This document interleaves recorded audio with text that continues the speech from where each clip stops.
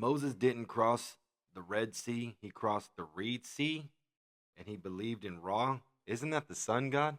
Moses is not the real name. That's the made-up name. Pharaoh Akhenaten, who was ushering in monotheism in Egypt while he was a pharaoh, worshiping Amen-Ra, the great Amen. Amen-Ra was one of these Anunnaki people said, look, from now on, there'll be no other God but me. That made it into the Bible. When you say thanks, you say thanks to me, you say amen. That made it into the Bible. Teach the people only to worship me, not any of my other relatives. I'm the only one and true God. They kicked the Pharaoh out of Egypt, and he fled with his new followers. They crossed the Sea of Reeds, not the Red Sea, which they tell you in the Bible. Nobody ever crossed the Red Sea. It's a mistranslation by accident on purpose. They crossed a much smaller, much easier to cross sea. People realized the information that they had been brought up learning is actually severely inaccurate, and that the information is based on plagiarized tablets between Islam and Christianity and Buddhism and all these other religions that have taken from the same tablets. And the real stories are in the tablets, the full unedited, undoctored, when I'm going to change these words around here and there. You know, that's not done in the tablets. The tablets is what it says. When you come to the Bible, all of a sudden you get to a lot of text like Jesus saying, honor your slave master as you would honor me. Do you think that this guy would really say something like that if he's all this light, and he's a light being, and he's all about love and salvation, and he's telling you now, no, you better obey that slave master? Come on, that's somebody, let me write this in there because it's going to benefit us when we write this in. We could tell the slaves, hey, you see what Jesus said? You better listen to Jesus. So this is a lot of twisting and turning. The Bible is a remix, is what it really is.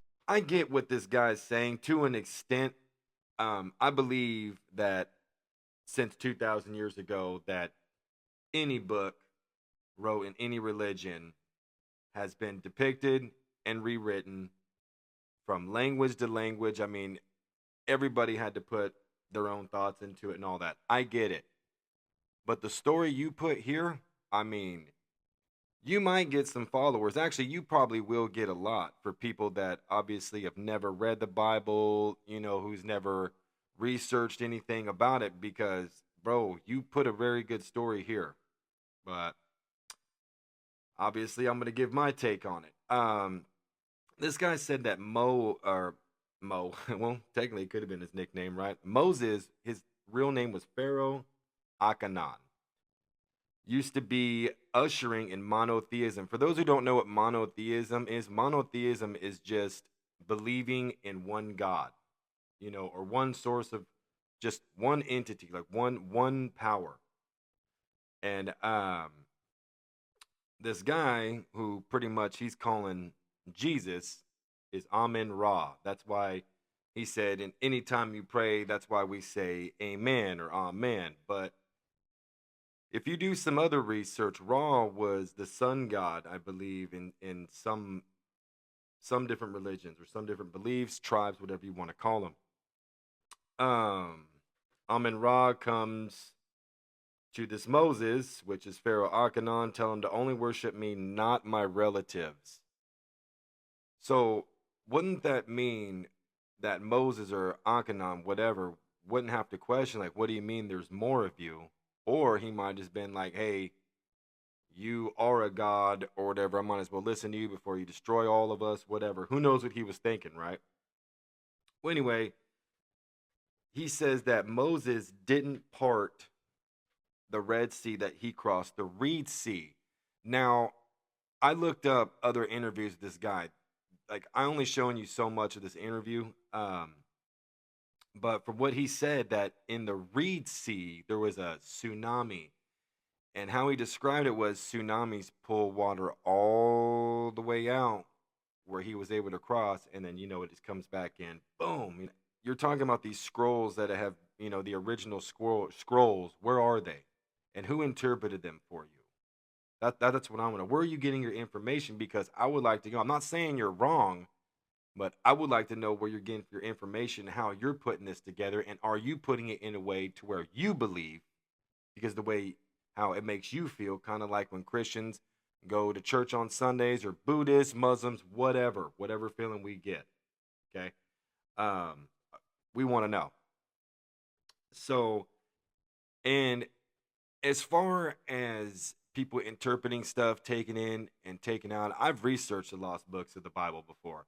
And one that comes to mind was the book of Enoch. Enoch just totally describes the falling of Satan, going down into hell. It talks about so much other stuff. You guys can look up Trey Smith. This video was made like 15 years ago. He goes through the whole thing. But other than that, uh, some books that didn't make it in, say, the King James Bible, made it into other ones. Like Enoch is in the Ethiopian Christian Bible. Why? I don't know. I've actually talked to an Ethiopian about it, and he says that he agrees it should be in there, and it's referred to him as Henoch. Um, Book of Jubilees teaches about time, and the Watchers go on. That name got mixed up to be called the Nephilim, or this Anunnaki creature that you're talking about, because he does refer to as Amen Ra being one of these Anunnakis or whatever. And yes, I believe Jesus Christ walked this earth. I believe because Jesus Christ, from what I understand, is in pretty much a lot of the books. I heard Jesus Christ is in the Muslim Bible. I don't know if it's called the Bible. I'm not trying to offend anybody. The Quran, pretty much. I mean, Jesus Christ is in more of other people's Bibles than whatever other people believe in or in the Christianity Bibles. I believe that Jesus Christ is the Son of Man. He walked on here. Some people believe that he's a prophet, but again, I'm not here to spit my own religious beliefs. I'm here to depict what this man said. I don't know. I think religion, people used it just like how they're using it today to back up their beliefs and justify the way they judge people. Or you guys kind of get what I'm saying. I hope you do, because I'm not going to get into all that shit. But yeah, man, I've heard of this guy before on YouTube, and he sounds very articulate. And he sounds very intelligent in what and what he believes in. But I don't know as far as to say magical powers and all this, because think about it.